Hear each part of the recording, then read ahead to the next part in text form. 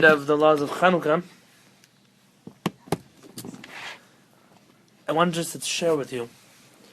Last night we were learning Halachot of Chanukah. When most people hear about halakha, this is what they know, what we did last night, which is this issue, these opinions, keep going. This issue, there's been these. It gets very boring. And that's why you can only do this for 2 nights. You can't do this for more than 2 nights. The reason why people hate halakha, I'm not using the word lightly. Especially kids who go to Jewish school hate halakha. They even call it like dinim class. Dinim is like the worst, like judgment. That's exactly what it sounds like. It's a terrible word. Whoever chose that word, but the whole idea of halakha being boring is because people don't know how to teach halakha. See, when we're in Kollel, we have a chance to take Shulchan Aruch, to go to the sources. What does the Gemara? What did the Rambam say? What did the Barbanel write? What did Budaram?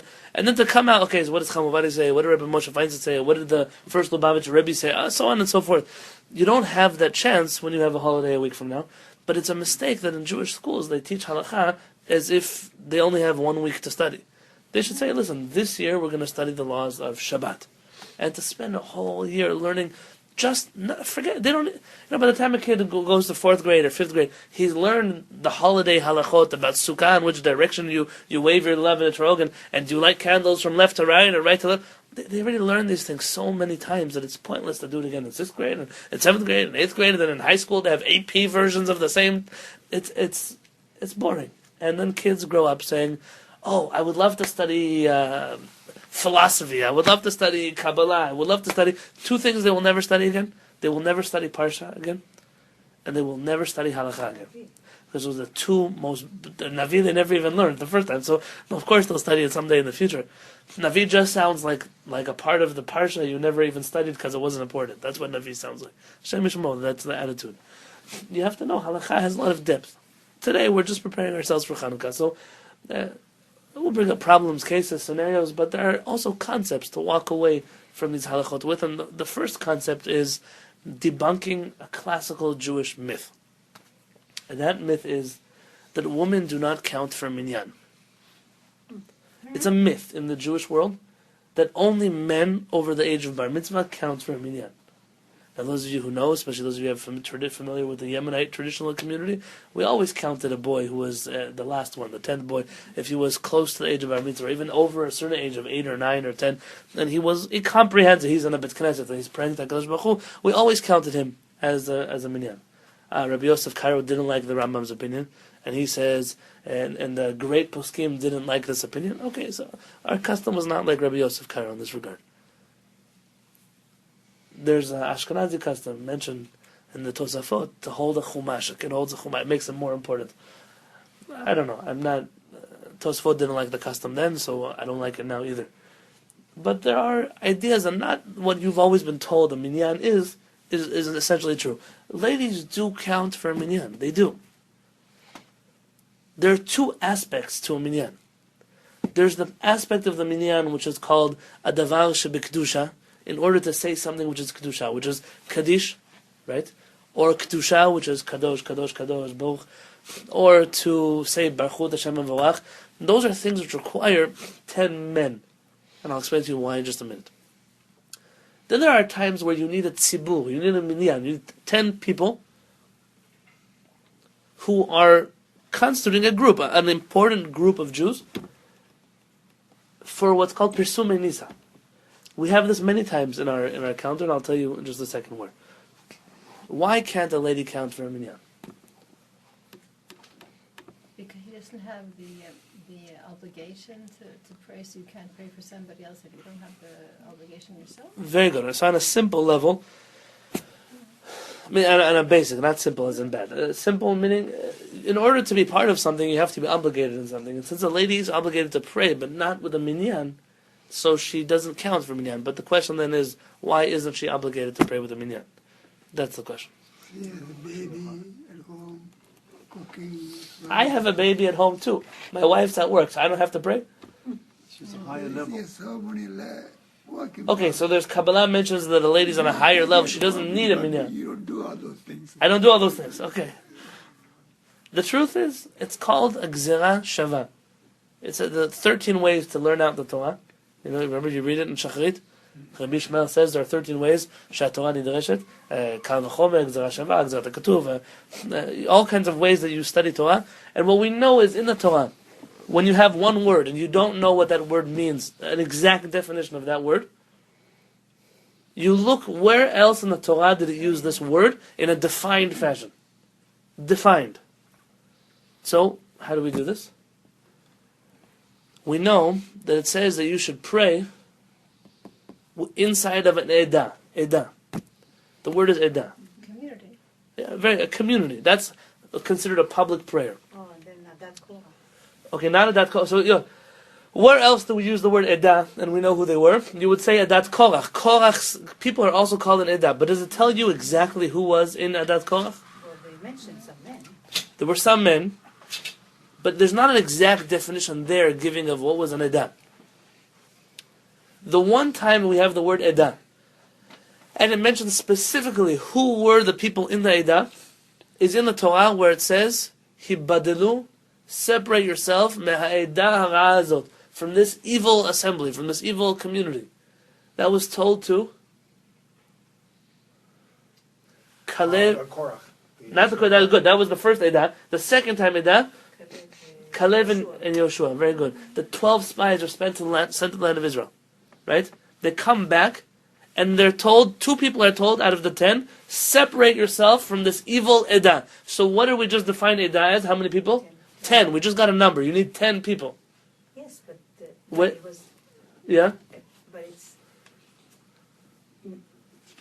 What if there were 13?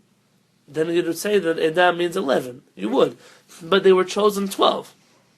So you find the Torah. 12 tribes, but it doesn't mean that Edah But- necessarily has to be. So it could be more than 10.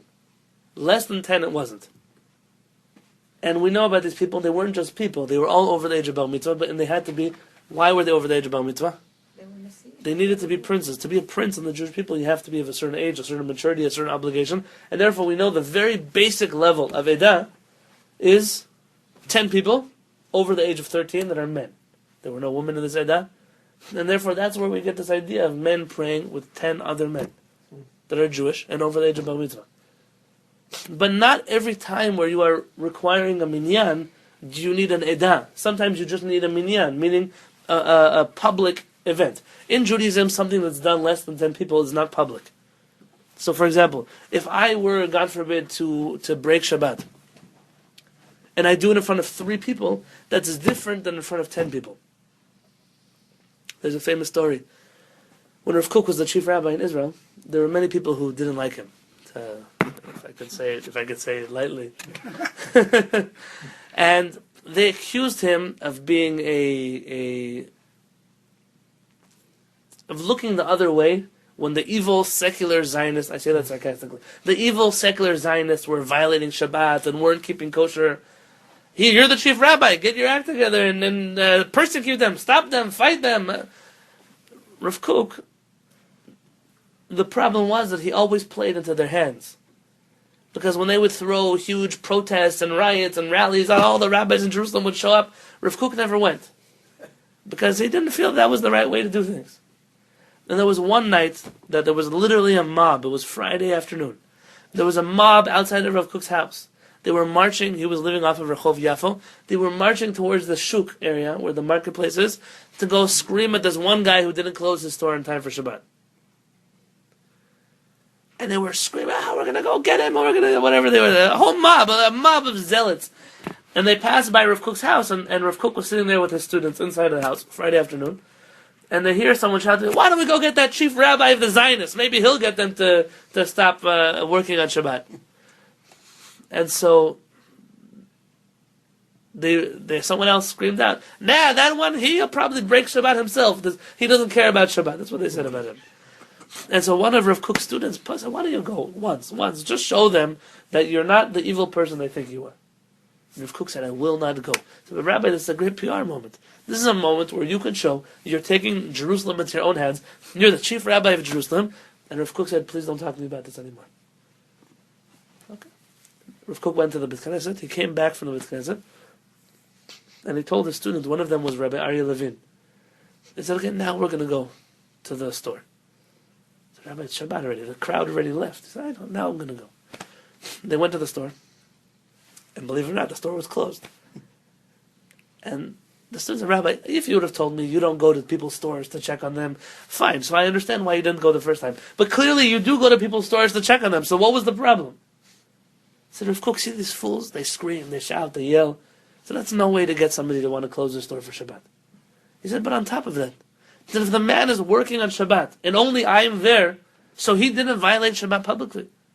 But the moment these fools bring a whole crowd of people, they've now caused him, in their holiness, so to speak, to perform a greater violation than he would have if they didn't go. Sometimes you have to look at things from a different angle than you've been taught them.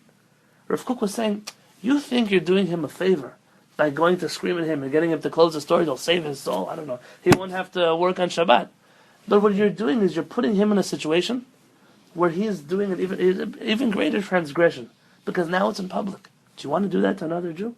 So Rav Kook, that's not our way. And he walked back home for Shabbat. It's not our way. When it comes to Chanukah, in order to light in the Bet Knesset, I told you yesterday, at home you light even with one person in the house.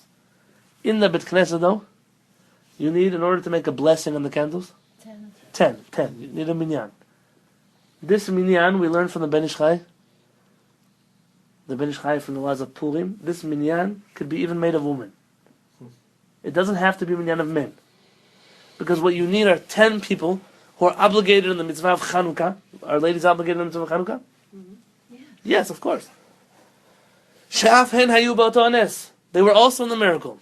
So they count for a minyan in regards to Chanukah. Where else do ladies count for a minyan? What a great example. I mentioned the Ben Ish Chai by Megillah. What happens in Megillah? What changes if you have 10 people or don't? There's one blessing at the end of the Megillah that according to most Sephardic poskim, not all, most Sephardic poskim say, you cannot make this blessing unless you're in a minyan. And that minyan could include women also. You don't need, it's not a minyan for reading the Torah, for saying Kedusha. It's a different kind of minyan. So when they tell you that a lady can't count for a minyan, it's not true. There are certain kinds of minyanim that a lady is just, she's not obligated in that minyan, and we learn out of the Torah, there's a different kind of, for example, can I give you an example? They tell me a lady is invalid to be a witness, an aid, right? To be a witness in a rabbinic court of law. Why is a lady invalid to be a witness in a rabbinic court of law? What do they tell you? Because I don't say it. What do they tell you? Da'atan kala, because they have poor judgment. Easily swayed. Easily swayed. Their emotions are... Their emotions. Okay, so Zev is telling us everything we've heard before. These are not new concepts. This is what's been told. It's not true. Where do we learn that 2 witnesses prosecute a person in a court of law? There's a pasuk in the Torah. In the pasuk, yeah, very good. That's already the Gemara's. It says v'yakumu, or v'yamdu, I believe. V'yamdu shnei anashim. 2 men must stand up. From here we learn a very simple thing. A witness can give testimony sitting down. That means if Chalila la'anin alechem, a person is unable to stand up, it could put into question whether they're a valid witness in a court of law. It's not because they don't have good judgment. The Torah commands a witness to stand. Why to stand? You can get into a discussion about why. Of like when a woman's pregnant or having her cycle? No, nothing at all. Rather, here it says a few things. Remember like when Rachel was on her donkey and she was hiding Trafim. She said that I cannot get up because it's the time of the month. And okay, so that could give an example of why it would be perhaps more common there, but it wouldn't. The Torah is very specific in the words. The rabbis say these words were not chosen out of a hat. They were chosen to teach us 3 halachot. 1, that witnesses must stand. 2 is that there must be 2 of them. 1 witness could say, I saw him, I'm an eyewitness that he murdered him. That court case is thrown out of a court of law. You need 2 people. 2 witnesses. And then it has to be anashim, men over the age of bar mitzvah. There could be a 12-year-old who saw someone murder somebody else. 2 12-year-olds, it doesn't count. The testimony is the Torah is very specific in the words that it uses. But this is only in court cases that require some kind of capital punishment, where a person will be put to death. But what about other prohibitions where you need testimony? For example, in order for food to be kosher, what? You also need two witnesses there. Yes? In order for food to be kosher, you need a witness, no, an ed. The word is an ed, that the food is kosher. Someone to testify, food is kosher. And for that, the Gemara tells us, ed echad ne'eman b'isurin. One witness is reliable in matters of prohibitions. Yeah? One witness is all you need when it comes to prohibitions. Eating non-kosher food, is it a prohibition? Yes, sometimes worse than other prohibitions. You can come to prohibitions of spiritual excommunication, certain things. So who do we rely on when you come to my house? I'm not in the kitchen. You're relying on the direct testimony of my wife. You go to someone else's house, you're relying on the direct edut, the testimony of the person who made the food, that this food is kosher. You don't need another witness. They don't have to be a man. They could be a woman. This counts as test. It's a real edut. It's a testimony like any other testimony. There's something else that's testimony. In order for a person to go, for example, let's say there was a person who, let's say a person became a Jew for Jesus. To come back to Judaism, they lost their chazkat kashrut. They lost what's called, there's a chazakah on a God-fearing Jew, that they keep kosher, they keep Shabbat. So you would be able to eat in a normal Jew's house that is a God-fearing person because you trust. One Jew is good enough. But the moment they leave the category of God-fearing, for example, now he believes in Jesus. So he now lost what's called his cheskat kashrut. And now it goes out of his chazakah. He's no longer considered, so to speak, kosher. You can't just rely on him because he lost that standing of that integrity in the community. In order to come back to a cheskat kashrut, he has to have testimony that somebody heard him say that he renounces his faith, that he gives up whatever religion he believed in, and now he's Jewish again. And that's what brings him back from a cheskat kashrut. It doesn't have to be in a rabbinic court. You need a witness. You need testimony for that. Just one witness? One witness. It's an issue. So, One witness? yes. Actually, you should know, in Sephardic communities, the process for coming back from such a thing was in the most full time of the services. For example, on a Shabbat morning, they would demand from the person to come in front of the whole community and renounce publicly whatever they were believing in. Once the lady changed to become a Christian, when they come back, they clean the mikvah completely. Okay, listen, they're still Jewish. A person can't stop being Jewish. They can lose their cheskat kashrut. Is that what happened with Spinoza? Oh, he was actually excommunicated. He was thrown out on his face. That was what happened. It was more than just losing a cheskat kashrut. It was taken away from him. But then we had a question here when I was a rabbi not so long ago in a different community, and there was a certain man who, when he was in San Diego, he's still alive. He pretends to be a holy Jew, believes in the Kadosh Baruch Hu, and so on and so forth. But when he's not in San Diego, he's referred to as a reverend. And That far, yeah, it goes that far. He wrote a book, My Journey from Orthodox Judaism to Belief in Jesus. It's online. You could buy yourself a copy. My father has a copy at home. If you know, I don't mention names. You know who I'm talking about. There was a rabbi who came to town and gave a speech as a witness that he was a kosher Jew. Okay, well, Very the interesting. articles are not so long ago. I know. This So, was several years ago. yeah, It was very strange that happened. When I was the rabbi in the community, I struggled very much with this. And when I went, and it wasn't so much in my community, it was a neighboring community, I went and said, how can you just blatantly allow this person? It's one thing if a person, he doesn't know any better. He's some kid who got in public school, caught up into, fine. This is a person who grew up in a religious home and made a public statement. I am now becoming, I'm Jewish, I'm a Jew for Jesus now. How can you allow this person to be a chazan, to read from the Torah for you? It's one thing you want to let him come. I don't throw anybody out of the synagogue. Yeah, everyone can come. But for a person to be considered a central part of a community, it's a dangerous thing. When does he come back? When does he get back his chazan kashrut? Who did he stand in front of and say, okay, so I never got a good answer to that question. He's still here? In and out. Not in my community, Baruch Hashem. But why am I telling you this? The Kabbalah community?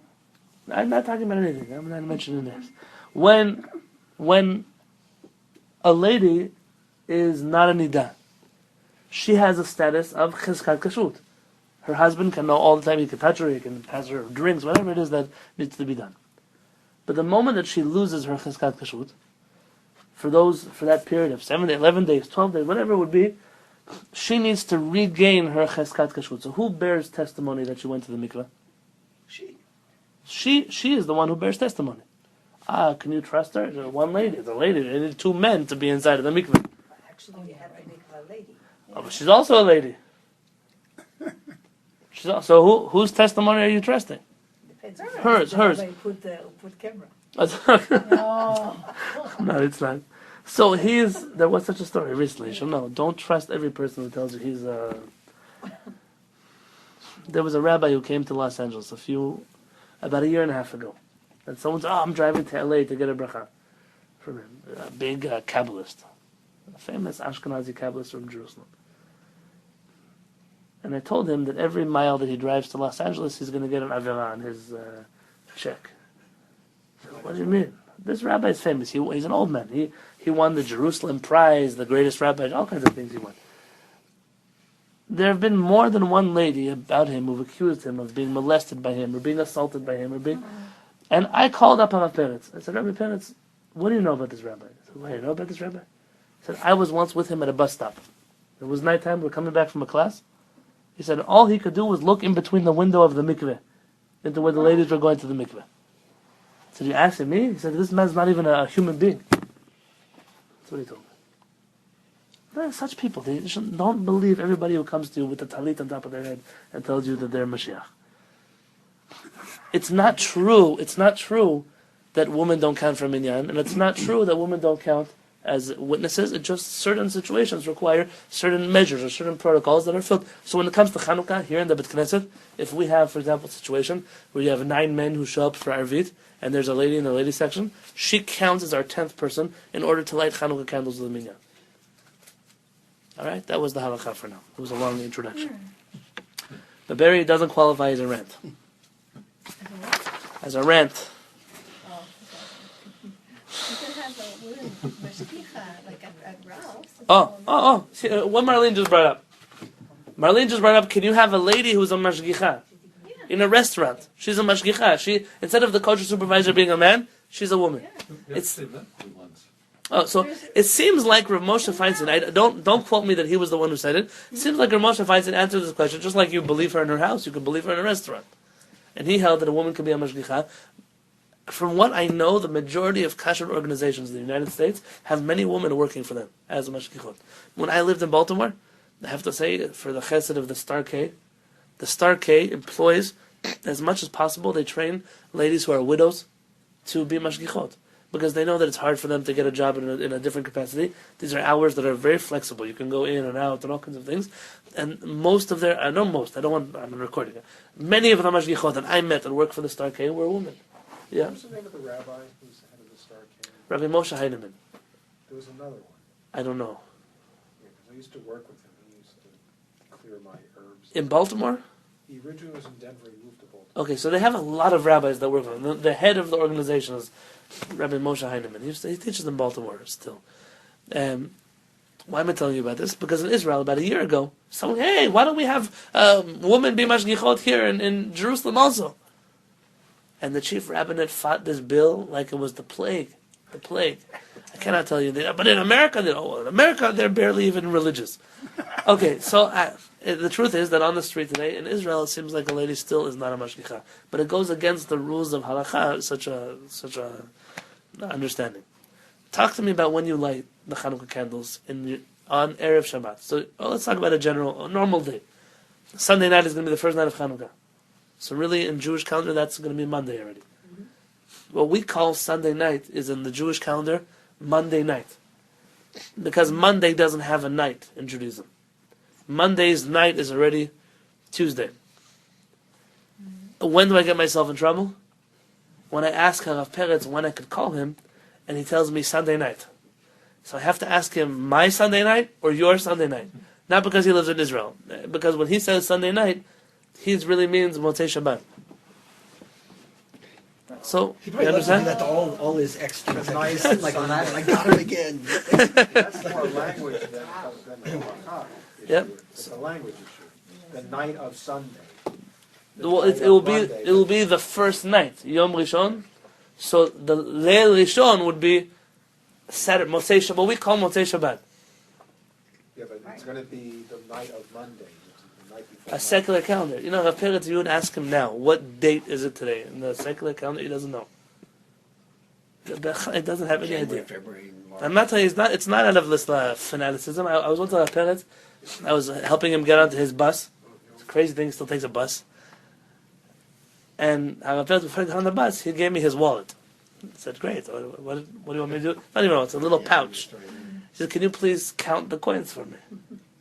It's not a lie, it's not a shekel. Rav Peretz doesn't know how to count money. Really? Doesn't know what's a 5 shekel coin, what's a 1 shekel coin, or how much he needs to get on the bus. He doesn't, the Ramchal, Rabbi Moshe How does he know Chaim which bus to catch on what day? we walk him to the bus. Rabbi Peretz, he doesn't know his phone number by heart. My first week in yeshiva, I had to call him. I asked Rav, can I call you on your home number? He said, yes. So what's the number? He said, the lady in the office has my number. Wow. And when I asked him, well, that's crazy. He said, you should train yourself to remember only important things. He says, that way the nonsense that comes into your head, you forget it. So train yourself. He said, we have so much. Somebody once, I had a student, he knew baseball cards, but the facts and the dates and the months and when this pitch was, and you'd ask him, so who was the Arizal? I don't know. That means that you have the brain capacity to really know information. So use it for, I'm not telling you that you have to forget your phone number. But there's a certain, the Amchal, Rabbi Moshe Chaim Luzzatto, when he was put on trial, what was he put on trial for? Trial. The Beit Din in Berlin, they burned his handwritten books. We lost dozens of books on Kabbalah and Halakha and Machshava and all kinds of things that the Beit Din of Germany burned. Because they considered him to be a false messiah and to be a heretic and an evil man. And he in his humility signed this document. He confesses, he gives it, as long as he wouldn't create more machloket in the Jewish people. The Ramchal, at his trial, rabbis came from around the world, and one rabbi said, you claim the Ramchal, all he wants is money, and he goes after money. He says, I'm a witness that the Ramchal doesn't know the shape of a coin. So you put money in front of him, he won't know what it's worth. That's tzaddikim. They were tzaddikim in the world. And you should see what they did to the Ramchal. It's proof that when they persecute people, it's not always accurate what you've seen. It's not always true. Sometimes it could be, but it's not always true. So when you light your Chanukah candles, how did I get to here? Where did I go? When you like. When do you light your Chanukah candles? The time. Oh, No time. so Sunday night. Sunday night. Your Sunday night. Okay? On Sunday night, when do you light Chanukah candles? There are two customs. According to the Ashkenazi custom, the candles are lit at sunset. At sunset. So Shkiat Chama. According to Sephardic custom, they're lit at Tzedek Kochavim. And when the 3 stars come out.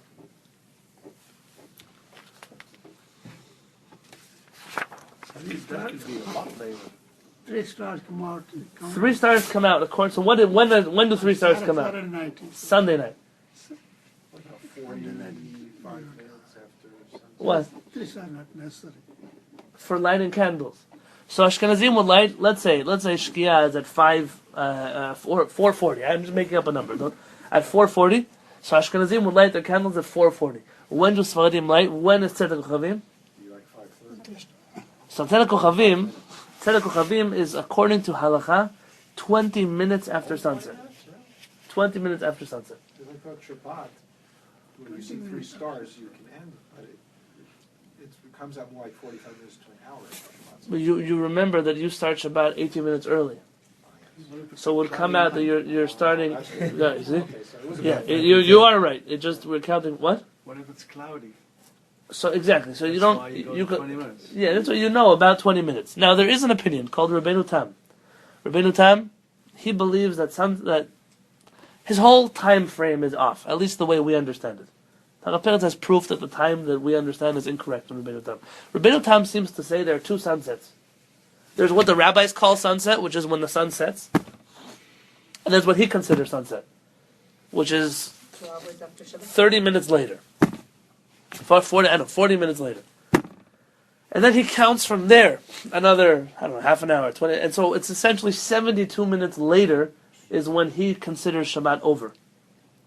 So if people ask you, oh, do you keep Shabbat Rabbeinu Tam? They're trying to ask you, do you keep the extra Shabbat?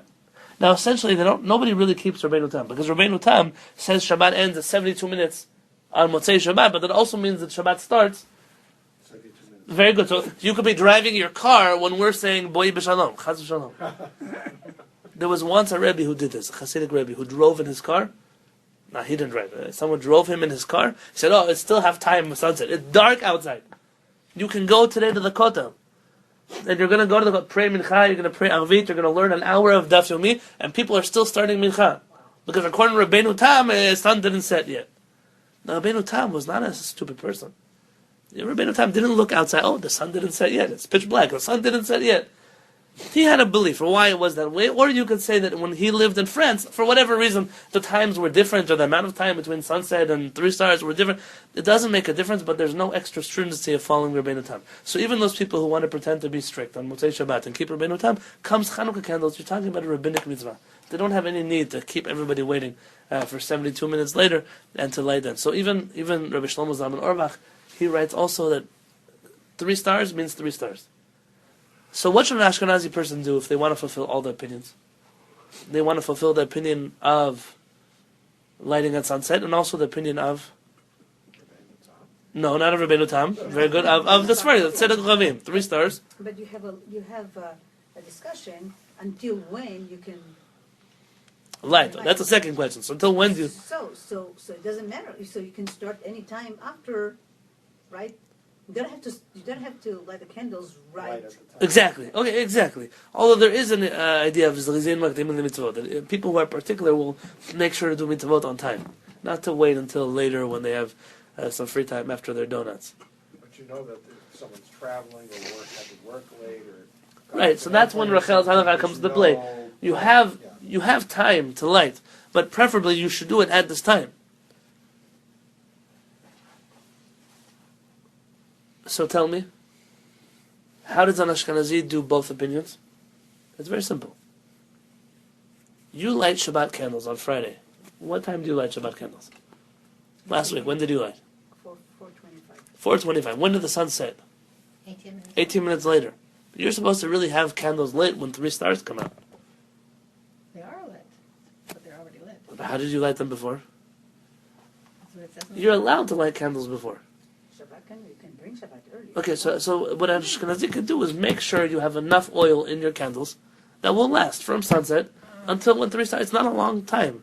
The average cups that you buy with the oil, they last for a very long time. So you're talking about Hanukkah candles. Chanukah candles. But they're supposed to be, what I learned is that they're supposed to be lit before the Shabbat candles. Oh, so we didn't. Oh, very good. We didn't get to Shabbat yet. This is on a Sunday night. When do you light? Ashkenazim light at sunset. Sfaradim light 3 stars come out. As much as we love being Sephardic, on Friday we can't light when 3 stars come out. So we will have to inevitably light like Ashkenazim, which is by sunset. The 3 stars are always there. Somewhere in the world. Visible to the naked eye is the basis of halakha. It's not according to the telescope. On Erev Shabbat, you're supposed to light the Chanukah candles. Here my handwritten notes start to get... You can see about 5,000 stars with the naked eye. That's when it's dark enough. And there's a lot more than that. But if you look in the Talmud, they knew how many stars there were, and matched like what Carl Sagan. 21 Greatest. something. Zeros. 21. 10 to the 26th power. That the Maharal knew the stars of heaven better than he knew the streets of this planet. Of Prague. Wow. So tell me, on Erev Shabbat, you have no choice. You can't light Shabbat candles and then Chanukah candles. So what do? You first light, Maran writes, Chanukah candles, and then you light the Shabbat candles. Tell me something interesting. When you light your Chanukah candles, what are you in essence saying? You're saying that which day has started? The next day. The next day has started. Wow. So, how do you pray Mincha? Listen, how do you pray Mincha after you light Chanukah candles? Once you go to... the fact that you lit Chanukah candles, you've said about yourself that it's already the next day's time for lighting. So really the halakha is it's best for a person on Chanukah Shabbat Chanukah, to pray mincha, light their Chanukah candles, light their Shabbat candles, then come to the Beit Knesset for our Kabbalat Shabbat and Arvit. So what do we do here? I don't know. I don't remember what we did last year. Shabbat is so early now that if I'm going to make mincha earlier, you might as well have it by breakfast.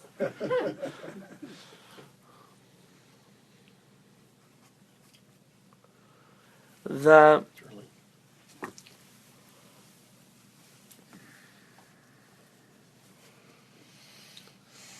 There must be more flexibility. No, your mincha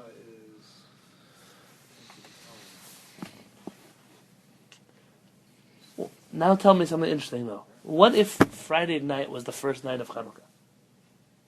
What if? No. Oh, big problem. Now imagine this story. I'm going to complicate your life a little bit.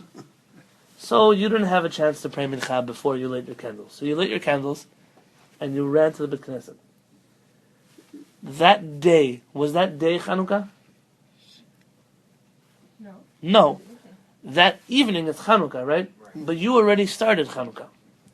In your mincha prayer, do you say Ala Nisim? Or do you not say Ala? Do you say the Chanukah edition in your mincha because you already lit candles? How do you light candles? Ner Chanukah, Hanerot Halalu, you sing Ma'os Tzu, you go to the Beit Knesset and you don't say Ala Nisim. Or do you say minchas from the day? It has nothing to do with the candles, and therefore you don't say Ala Nisim. If you take Shabbat in early, could you take Hanukkah in early? Here's the question. You can't take Shabbat in before Hanukkah. Rav Shlomo Zalman Auerbach says that you say Al Hanisim in your mincha prayer. I don't know practically what we would do, but Rav Shlomo Zalman Auerbach himself used to say Al Hanisim if he lit candles before mincha. Can you do oil for Shabbat candles in it? Sure. So then the Chanukah and the Shabbat could Both be oil. There's a big segula to use olive oil for Chanukah candles. Would this be related at all with what we do on Erev Yom Kippur that we say we all paint? Yes, very good. Very good. Well, I mean, that You're saying al chait, especially we don't. it's say kind of like a Yom Yeah. Kippur prayer Yeah, before Yom Kippur. Yom Kippur.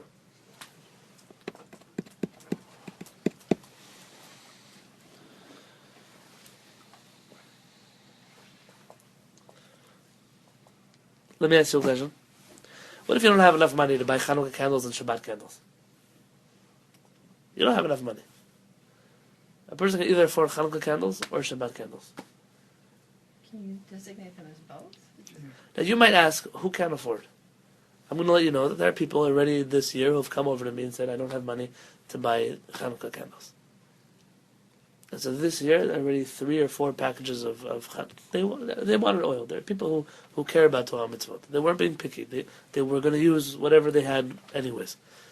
We already said they weren't saving up for Wii's and Game Boys. no. They were not wasting their money on other things. Still have wings? My wife and I sent a few packages of oil candles already to people from our community, Baruch Hashem, and not even here in San Diego. People who it's important. It's important to know Chanukah. Don't forget something. It reminds me of a halakha. What happens if it's the second night of Chanukah and you only have 2 candles? Yeah.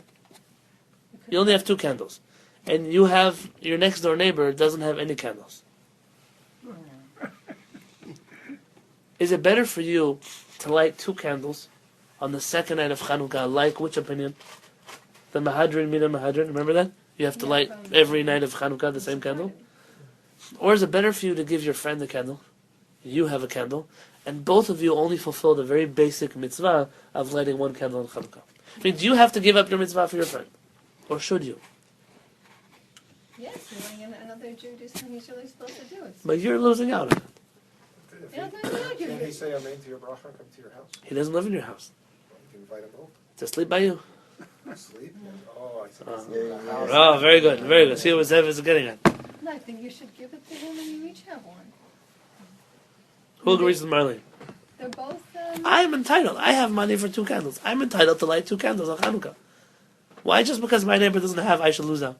But you don't lose out. It's not the highest. I'm getting a very basic mitzvah. Okay, but you're doing the mitzvah anyway. You're doing the mitzvah. Hashem says, yes, you did the mitzvah, and you gave tzedakah away to your neighbor, and you allowed him to do it. It's an even bigger mitzvah. Who agrees with Marlene?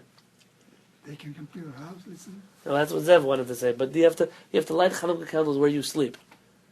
make them sleep. Make them sleep over. Maybe you have a wife that lets you have guests. Not everybody has such a wife. It seems different. It's not a requirement. And here you see, helping another person out it's a mitzvah. It's a deep mitzvah. Having an extra bonus point on your end of lighting 2 candles, the priorities. If you would weigh priorities, helping out another person is more important. I can't force you halachically to give up your second candle, but it's a very strong suggestion from the poskim. Give him a candle. Take a candle. Your 1 candle is worth much more to HaKadosh Baruch Hu when you gave another person a candle. Prioritizing things. Just tonight, I saw very disturbing pictures today. Not what you think. Don't worry. All the people who put ISIS beheadings on my Facebook page, I took them off already. Not those kind of disturbing pictures. There's a Hasidic group in New York that's very wealthy. Very wealthy. They're known to be a very wealthy group. They also do a lot of tzedakah and chesed. They had a dinner tonight. The amount of money they spent on this dinner, they probably could have supported a few Jewish families in their community for an entire year with that amount of money. I'm not exaggerating with you. A few $100,000 in an event. What? Where is the place? I'm not, Eli, everything you want to know the details about, I have to be, I'm being recorded. Barry can't record the whole, delete the whole class. Sometimes Barry tells me, Rabbi Yoni, your 1.5-hour class, I only have 12 minutes left. So I have to give him something for YouTube. And so there's no prohibition of having a lavish event. But this is an event made by the Rebbe. And the Rebbe sets standards for a community. And the Rebbe should set a standard. I'm not the Rebbe. If I was the Rebbe, I would set a standard that our events can cost X. And if we have people that are donating a few more $100,000, it would be better for us to say that, nobody's really going to remember. I saw the menu. They even had little menu cards on everybody's seat and all kinds of gourmet foods that these people, even in their dreams, they don't eat like this on a normal night. They could have just cut out one of the appetizers on the menu and helped someone pay their school tuition. What was the point of this whole big It was a fundraiser for the Hasidus.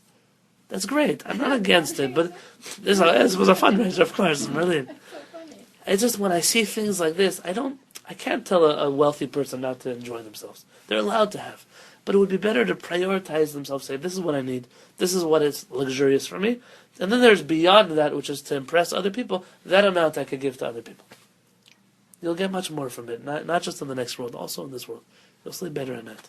So that Mark Zuckerberg made a neder to his newborn daughter that he's going to donate 99% of his 45 billion stake to charity No, I didn't know that. Before he dies. before he dies. Not tomorrow. But of course, the stake is still worth 45 billion. Now, what about Chanukah candles on Motzei Shabbat? On Motzei Shabbat. So in terms of Havdalah, you mean? How could you supposed to do Havdalah? You can't light fire on Saturday. You can't light fire on Saturday. Once you light the candle, you can't do anything. You have to light in advance. Here's the problem. The problem is that you have to light Chanukah candles. You have 10 people in the Beit Knesset. You have to light Chanukah candles here in the Beit Knesset. You do Havdalah? No, you're supposed to light Chanukah candles before Arvit. Well, you do Havdalah. In the synagogue, you light Chanukah candles before Arvit. That way you pray with the candle still on. So what do you wait? And then you do Havdalah. Okay, then you do Havdalah at home, right? With your family. Right. So now you're lighting, do you light Chanukah candles? Maybe you don't light Chanukah candles on Saturday night in the Beit Knesset. Night. But you do. And the poskim seem to say, there's an argument, but the Mishnah Berurah and the Kaf HaChaim seem to come out that you light here first, before Havdalah. Before Havdalah. After Shabbat, obviously. But before Havdalah, you light Chanukah candles here. You go home, you say, okay, well, I already lit, so why don't I light again here before I do Havdalah? No, the custom in the synagogue is to light always before Arvit. So because of that, we don't change what we always do. We light Arvit, go home, do Havdalah, and then you light your Chanukah candles at home. But there's a loss of Seder priority here. Explain. Separating the Magdil and Chodesh Hafal. Because Shabbat is Chodesh, and even Hanukkah is not Kodesh, it's still But Shabbat is over, technically. So why be stubborn and not light? Maybe it's my own misunderstanding of Havdalah, because as not allowed to do certain things. You can't cook, you can't do this and that. Once Shabbat ends You and drive you to say Shabbat Baruch to do HaMavdil that. Bekodesh Sometimes L'chol, you drive to you Shabbat. can break all the, you can do whatever you need to do. No, you drive before you do I Havdalah. understand that, but you're supposed to do it as quickly as possible. Yeah, that, of course. Is that just because it's the best way to do it? I was once told you could do Havdalah up to Tuesday. Right, but then you have problems of what you can do until Tuesday. Can you eat until, like, can you eat before Havdalah? You're not allowed to eat before Havdalah. So So I don't understand that. Why aren't you allowed to eat before Havdalah, but you can drive a car back home? it's in order to make sure you do Havdalah. Just like you can't eat until you So pray it's more Shacharit. of a fence than an actual... Perhaps. Don't hold me We've to never it. really discussed Shabbat law since the time Right. I've been studying it. Right. Still have some questions there. Sure. Why in general do you do Avit before you do Havdalah? I mean, it's really pertaining to the following day. Avit's for the next day. It's after sundown. That's a good question. Why do we do Arvit before Havdalah? Should do Havdalah and then Arvit. It seems that once you're already here, most synagogues don't do. It's only because we don't have candles and wine that we don't do Havdalah here. But most synagogues, all the days, you don't do Havdalah in the synagogue. You did Havdalah at home. So you're here for Mincha. You're just going to go home, then come back later for Arvit. You do Arvit, and then you go home and do Havdalah. At Adat, they usually do Avit, and then they do Havdalah. Havdalah, right? That's today. It's in an American synagogue. Like that. Adot? Because family has to hear Havdalah at home. If you have family at home, they have to hear Havdalah. Yeah, you can do it also at home, but they do But it you there. can't just do it in shul and then go home and not do anything. What happens if you forget Ala Nisim? Ala Nisim. You have to add in Ala Nisim in Chanukah. What happens if you forget it? You don't have to repeat. You don't repeat. You don't go back. But you have two choices. If you forget it in Shemona Esrei, if you forget it in the Amidah, at the end of your Shemona Esrei, after you finish Elohai Netzo and all those things, before you take 3 steps back, you can say the following words: Modim Anachnu Lach. We give thanks to you, and then you read Al Nisim, Vaniflot. You read the whole Al Nisim there. Do you bow when you say this? No, it's not the same Modim. Very good. It's not the same Modim there. You're giving thanks and saying Al Nisim there. So that counts as if you said Al Nisim. And what about Birkat Hamazon? Wait, you say the whole thing that you just forgot after you said Yes, before you take 3 steps back. But you add in the words Modim Anachnu Lach. What do you do in Birkat Hamazon? If you forget, you also don't go back. I think at the end where, like, you'd say, like, there's like a Rachman. Harachman. Yeah, what would you say then? You would say Harachaman, Modim Anachnu Lach, Al Nisim. You would again say the same thing, but you would make a very long Harachaman with Al Nisim inside of it. Is that also true? For Purim. Well, they're not for Yom Tov or Shabbat. No, Shabbat and Yom Tov have different halachot. Each one respectively. They're some yes, some no, depending on what they are, depending on who is saying Birkat Hamazon. Okay. What else? It gets complex. So what if you, oh, so It works out all so you the raised the time. question, if you only have enough candles to do either to light for Shabbat or light the menorah, Yeah. which do you do? If you And I remember reading about this, and I don't remember. oh, so normally I did answer. Very good, very. Yeah. Why do you light Shabbat candles? What's the reason the halakha? light. No, to bring For light, peace. why? To make bring peace in your shalom home. by. Shlom Bayit is more of a mitzvah than lighting Chanukah candles. And therefore, Shulchan Aruch says that you buy Shabbat candles instead of Chanukah candles. Says HaRaper, it's today though, because you already have electricity, and the lights are on, and since really that counts for Shabbat candles, if people were not obnoxious. So today you would buy Chanukah candles. That would be the calculation. Chanukah candles before Shabbat candles. Isn't like unusual on the whole Shabbat light? Slightly unusual. Arav Ovadia agrees with him, but still hasn't mainstreamed into most of Jewish society. It's a logical thing, and Jews have a hard time with logic.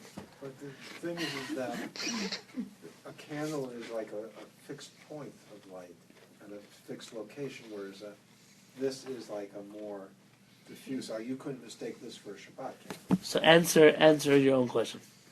What's the purpose we light Shabbat candles? To make Shalom Bayit, How do you make Shalom Bayit? by having be able to see what you're doing. Very good. By not spilling your soup on your kid's lap or something because you didn't have light. Which candle gives a better light? A flame or this light? this one. The candle is a nicer light, but this is a better light. It illuminates more. The whole Mishnah, b'memad l'kiri, can you light with this light? Can you light with that light? But we don't light with this light, but we do light with that. What were the rabbis getting at? They were trying to figure out which candles give off a better light with less smell that don't cause you to be worried about anything. The rabbis were, the whole Mishnah is time, what's the best oil to use for your candles? So today, listen to what I have. I have a candle that lights up a whole room with one bulb. A whole room. It doesn't light up just the table. The whole room. And on top of that, it doesn't smell bad. And on top of that, It's LED and costs a lot less money than. very good. It costs less money, perhaps, than even a candle. More than that, It lasts a long time. it lasts much longer. It doesn't burn out halfway through your Shabbat meal. It lasts the whole night. More than that, you're not afraid of a fire. Yeah, how many people, they don't light Shabbat candles on Friday night because they're going to somebody else's house. They're afraid of their house burning down in the middle of the night. They have a cat. I don't know, the cat's going to, God forbid, knock over the Shabbat. How many people worry about that? Those things happen. It happened right in San Diego. All the time. How many years? Every year comes Sukkot time. Chalila, you should never know. Someone's sukkah burns down and the house next door burns down because people lit their candles in their sukkah. Oh. It sounds funny. It's a sad thing.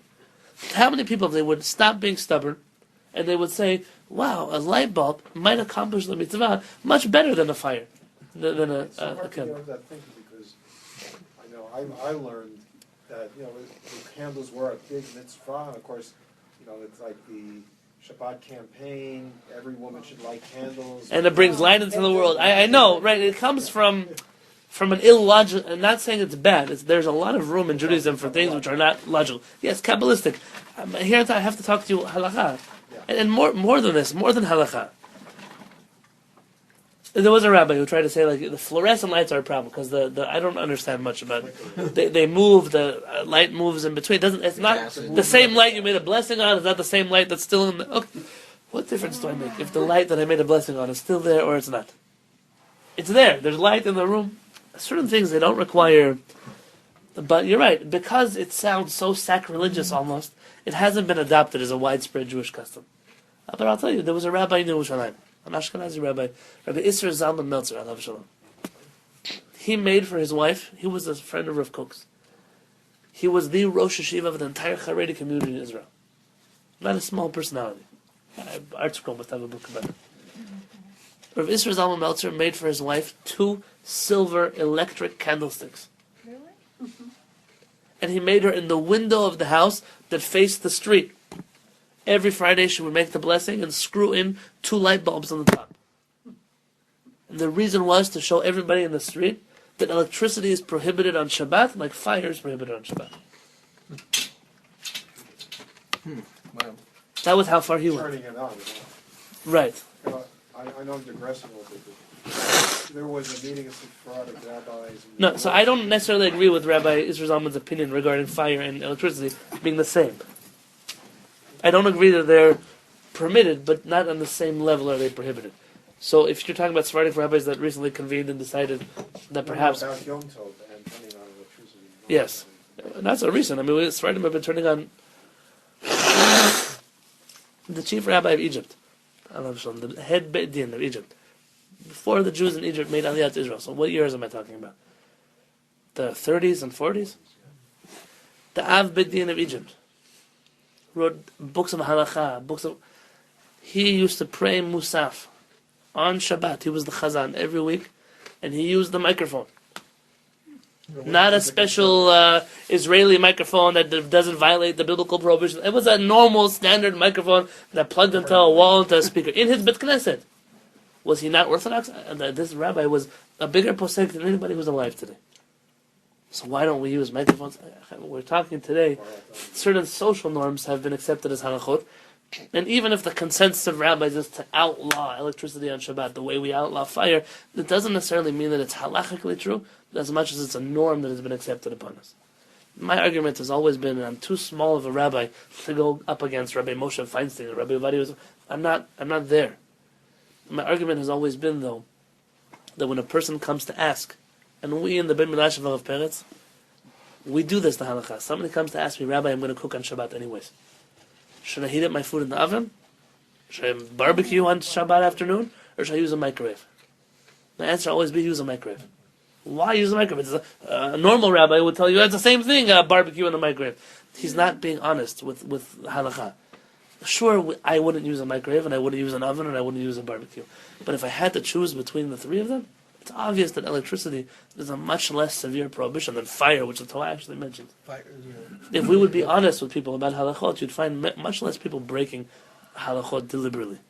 The question would be then, to go further, how do you define a fire? Is rubbing molecules together like in a microwave a fire, a true fire, even though it never ignites, as opposed to where you kindle a stove?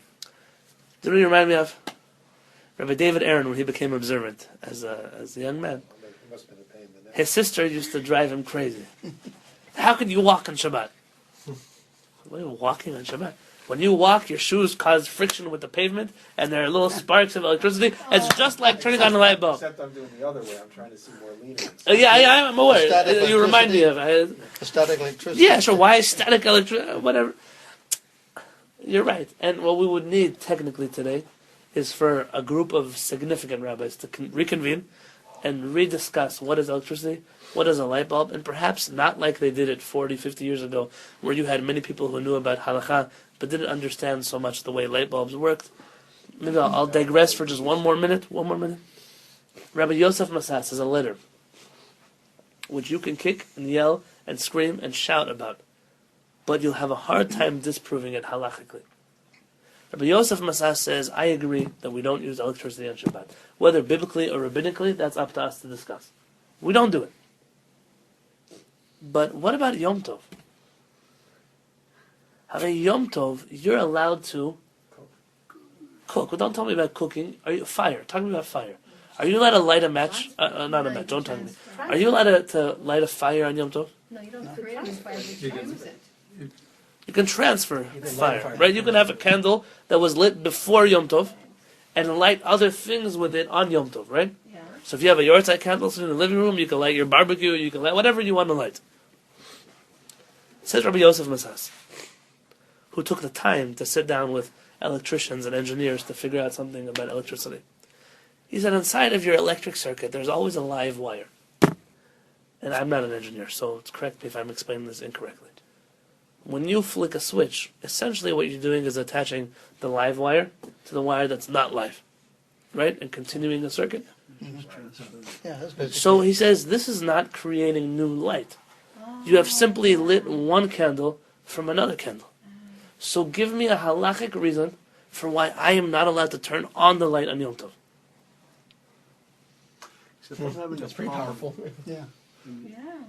When things are in their simplest forms, they make the most sense. Most rabbis will stammer, and they'll mumble, and they'll groan, and they'll tell you, well, that's not what we do. Rabbi Yosef Masas, Rabbi Shalom Masas, his more conservative nephew, who didn't agree with him on many things, he lit electricity, turned on lights on Yom Tov. The argument between Rabbi Shalom Masas and Rabbi Yosef Masas, and this was the only argument that existed in traditional Sephardic countries, was if you're allowed to turn off lights on Yom Tov. How you're not allowed to turn out a flame on Yom Tov.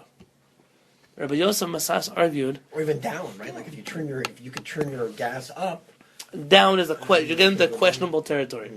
Rabbi Yosef Masas felt that if you don't let people turn off the lights on Yom Tov, listen to how far he goes. If you don't let people turn off the lights on Yom Tov, they won't turn on their lights on Yom Tov. And if they don't have the ability to turn on and off their lights on Yom Tov, that will cause them tsar, suffering on Yom Tov, pain, anguish. He said, and that is a violation of Yom Tov to cause somebody tsar on Yom Tov. And he therefore allows for both turning on lights and off lights on Yom Tov. Rabbi Shalom Masas, his nephew, who was much more accepted than his uncle in today's circles, he said, listen, I agree with my uncle about turning on lights. I don't agree with him about turning off lights. So according to him, you're allowed to turn on the lights. And when he used to come home on Friday night, not Friday, on Shabbat, on Yom Tov, on like a Pesach or a Sukkot, he would come into his apartment building, and you know in Israel, they're dark apartment buildings, and you have this button you could push and the lights light up. That's almost pikuach nefesh to put those. He said when he said when he came to Israel, out of respect to Rav Ovadia Yosef, in public he didn't turn on lights. That was out of respect to Rav Ovadia, not because he agreed with him. But when he was in the apartment building and it was dark and he was afraid of falling, he would stand there and tell his students, turn on the light. He said, Rabbi, but if, he said, turn on the light. He said, I would not let them walk with me until one of them turned on the lights on Yom Tov. And if they didn't do it, he said, I would do it myself. To show them that it's allowed. Where did they come up with those lights in the apartment buildings like that? I don't. I mean, it's like, first of all, Shabbat, it is really dangerous, number Saves one. a lot. Number two, even during the week, you put it on, by the time you get to the next day. You have to press it again. That's part of living in Israel. Baruch It's Hashem. really unbelievable. But to finish, so what about Chanukah candles? Wait, I want to ask you, why if you're allowed to turn on a light, would you not be allowed to turn off the light? I mean, you start at a certain state, and you're changing the state, you're getting back to the original state. It's like extinguishing a fire, which you're not allowed to do on Yom But Tov. you're not, because you're saying that the live wire is always live. You're attaching You're it to just a not breaking the live circuit. wire, so that live wire remains live. He all the said time. that light though you turn off. You extinguish that part of the fire. Well, it was off before, except you said there's a live wire. Now all the you time. turn it on. It's like light it. Imagine you have two candles. You lit a second candle. Just because the first candle is still lit, you're allowed to turn off the other one? I don't know. I want. No, you're not. The answer is you're not. That's what he was comparing it to. But that was the argument. The argument wasn't, are you not allowed to turn on at all? Nobody had the lack of integrity to say such a thing. That only happened later on in our history. Imagine how many Jews, if they would know that they're turning on lights and off lights on Yom Tov, wasn't a violation of Yom Tov. How many people, they say, listen, I'm going to have to turn on lights in my house. I'm going to have to turn on my cell phone, whatever they come up with. How many people would know that if that was allowed, they would actually consider keeping Yom Tov? I'm not saying that you have to do it. But most people, their violations of Yom Tov might not actually be violations of Yom Tov. Can a non-Jew can do it for you? This, of course. So this is already a whole You different can't ask question. them directly. Of course you can ask directly. If you're allowed to do it, of course you can ask. Well, that's probably the mentality is almost the opposite. Not is well, how many people would start breaking Yom Tov more, and they would after they turn on their lights and they turn on their television, then they would, you know what I mean? Then they make a cell phone call. So and this falls in the category of we're not allowed to make Gzerot, decrees on our own. If that wasn't written before, we can't make it up on our own. Seems like we've been doing that for a long time, though, regardless of the rule. But this is an old fight, and what I said in the beginning was, I am not a big enough person to stand up and fight the whole world. But it would be noble and correct for the leading rabbis of this generation to sit down and reassess. And if they come out to the conclusion of, according to electricity and engineering and halakha, we feel not allowed, I'm going to continue listening to them just like I listen to them today. But it's incorrect for them to keep working on a premise that is 50, 60, 70 years old. When 80, 90 years ago, we had rabbis who did do these things. You could use timers to make it so much simpler. Rabbi Moshe Feinstein held that you couldn't use timers on Shabbat. Why? And so did Rabbi Mazuz. Same thing, you can't use timers. Really, we're going into the laws of Shabbat. Okay. But many people do. I do also. Ah, you do. So for Hanukkah, what about this American tradition of like you have a party and then everybody, like here's Johnny, let him light one, and then here's Freddie, let him light one. Then you sort of pass the candle, pass the shamash to each person, and light the candles, and you try to. So the only one who gets the mitzvah is the one who owns the house. Use the house. Yes? And he should have lit the first one. Yeah. At least, I hope. And not the shamash. The other one doesn't count. So he should have lit the first one. Now these are the last two halachot I want to share with you today. One is Rabbi Yosef Masas seems like he felt that you're allowed to use electricity as a Chanukah candle. No. The other Achonim, and it's not the first time that he goes head to head with everybody else. Literally, I mean everybody else. Even the other rabbis in Morocco went against him on this. They believed, and I believe that it's correct, that the miracle of Chanukah is not so much about light as it is with the oil. Oil, yeah. And therefore, this might be a light, yes, it gives light. So for Shabbat, where I need light, that's what I'm trying to accomplish, that it works. But in a situation where I need at least a fire, that was the miracle. The miracle was with a fire. I would ask that we would use real fire for Chanukah candles. And therefore we don't agree with Rabbi Yosef Masas unless you need to use real. Now what happens if a person's not you, if a person's in a hospital or they're flying? This is a different question. They have on who to rely, but that's not the mainstream opinion. So my last halakha, what about the shamash? You just mentioned the shamash. Our parents writes in his notes, I just read it here. Nohegani, it's my custom, lehadlik nerot Chanukah b'li shamash. Oh, bli shamash. To light Chanukah candles without a shamash. Mishum sheyesh or hachashmal, because there already is electricity in my house. Zev, this is for you. Well, that's not going to do the Ushkmo shekatav b'siman taf reish ayin aleph siv hey. When Maran himself, Rabbi Yosef Karo, writes in the Shulchan Aruch, she'im yesh medura, that if you're lighting your Chanukah candles and you have your fireplace going, or your bonfires in your back, wherever you're lighting. You're lighting a bonfire in the front yard, then you're lighting Chanukah candles by the door. Why do you light a shamash? You're allowed to light a Chanukah candle from another Chanukah candle.